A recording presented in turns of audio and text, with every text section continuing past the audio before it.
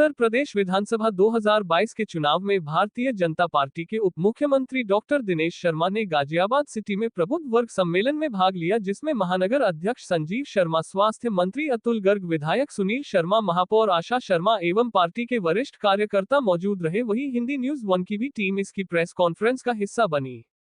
वहीं उत्तर प्रदेश के उप मुख्यमंत्री डॉक्टर दिनेश शर्मा ने मीडिया से बताया कि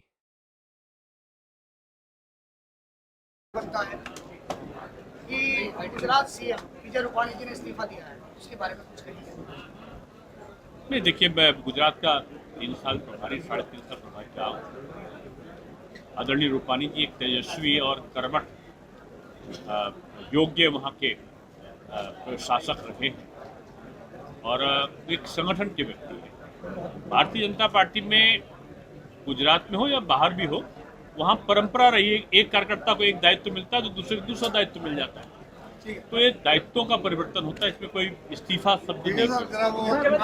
और ये कहा है कि हर बूथ पर यूथ का ऐलान, जन मन का अभियान, उस पर क्या कहना? देखिए, हम किसी दूसरे दल के नारों के बारे में कुछ नहीं कहेंगे। बूथ की कार्ययोजना के बारे में आपने भी पूछा है। भारतीय जनता पार्टी की संरचना ही कैडर बेस्ड पार्टी है, दूसरे दलों की तरह परिवार की पार्टी नहीं है।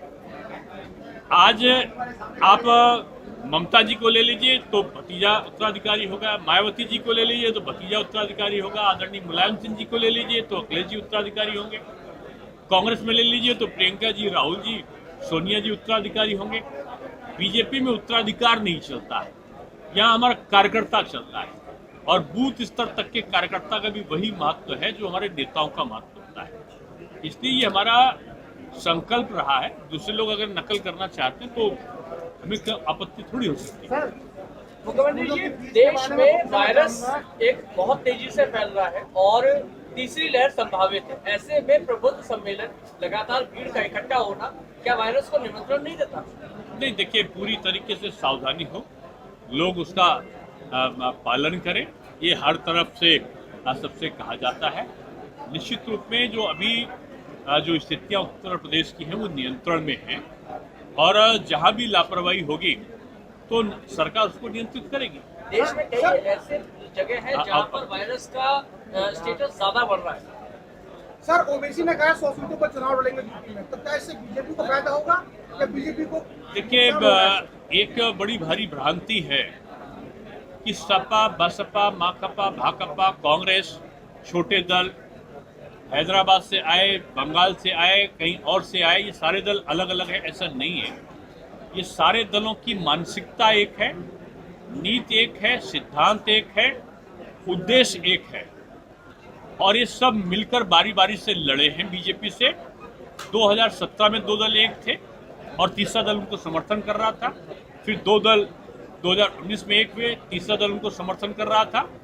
ये सब मिल जाएंगे, फिर भी बीजेपी का विकल्प बनने का सपना इनका पूरा नहीं होने वाला। सर, बीजेपी के आप वरिष्ठ नेता हैं, आपसे एक सवाल बनता है कि गुजरात सीएम यहाँ पे जगह ना मिली बैठे। सर, प्रबुद्ध वर्ग सम्मेलन प्रदेश में लगातार जारी है, लगातार चल रहा है, विधानसभा में चल रहा है। इस प्रबुद्ध वर्ग सम्मेलन से आखिर बीजेपी को क्या हासिल होने वाला? क्या 2022 की चाबी प्रबुद्ध वर्ग सम्मेलन के से? देखिए, भारतीय जनता पार्टी कोई भी काम चुनावी दृष्टि से नहीं करती है। भारतीय जनता पार्टी का एक विंग ही प्रबुद्ध प्रकोष्ठ है और उस प्रबुद्ध प्रकोष्ठ के माध्यम से हम लोग कार्यक्रम करते आए। अभी हमारा युवा मोर्चे के कार्यक्रम हुए थे, महिला मोर्चे के कार्यक्रम हुए थे, किसान मोर्चे के कार्यक्रम हुए थे, अब हमारा बुद्धिजीवी प्रकोष्ठ का चल रहा है। तो ये एक भारतीय जनता पार्टी सतत काम करती रहती है, दूसरे दलों की तरह नहीं है कि कोरोना आया तो घर में बैठ जाओ और कोरोना कम हो जाए तो बाहर निकल के कहो सरकार ने काम नहीं किया। बीजेपी का कार्यकर्ता हमेशा डटा रहता है।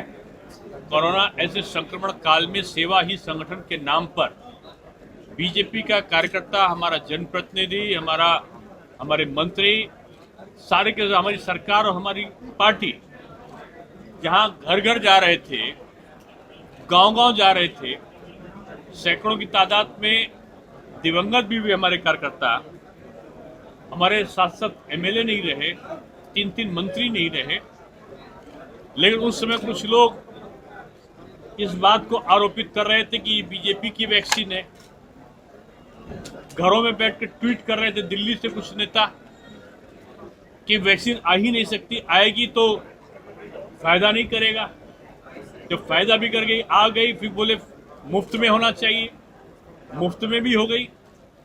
आज पूरे दुनिया में सबसे ज्यादा वैक्सीनेशन करने वाला देश भारतवर्ष बन गया है और पूरे देश में सबसे ज्यादा वैक्सीनेशन करने वाला प्रदेश उत्तर प्रदेश बना है। आज भी हम 2 लाख 2.5 लाख से ऊपर की टेस्टिंग पर डे कर रहे हैं। कोरोना की तीसरी लहर का मुकाबला हम कर सकें, इसकी तैयारी हम लोगों ने हॉस्पिटल्स में करी है। तो भारतीय जनता पार्टी का कोई भी कार्यक्रम केवल राजनीतिक उद्देश्यों से नहीं होता। समाज को परिवर्तित करने वाला वर्ग प्रबुद्ध वर्ग है, जो देश और राष्ट्र के निर्माण में बड़ा भूमिका रखता है। उसका महती योगदान हो सके और उनके द्वारा जो सुझाए गए रास्ते हैं उन पे सरकार अच्छी तरीके से काम कर सके, सर, अभी ये आप- प्रयोजन अभी आपने